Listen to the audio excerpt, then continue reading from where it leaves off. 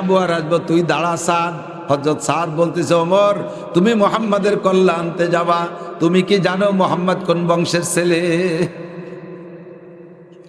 কয় অবশ্যই জানি, বলো তো কোন বংশের ছেলে? কয় মুহাম্মদ কুরাইশি। কয় মুহাম্মাদের বংশের লোক, যদিও তার ধর্ম গ্রহণ করে নাই, যদিও তার ইসলাম গ্রহণ করে নাই, তবে তার বংশের এমন একটা ছেলের কল্লা তুমি নিয়ে আসবা ওমর, আর তোমার কল্লা তুমি সুস্থভাবে নিয়ে আসবা। এইটা তুমি ভাবতে পারো কি কইরা? মুহাম্মাদের কল্লা আনতে গেলে তোমার কল্লা থেকে যেতে পারে, তাকে তুমি একবার ভেবে দেখছো? ওমর কয়, সাদ তোর তো সুর ভালো না, মনে হয় তুইও মুহাম্মাদের দলের লোক।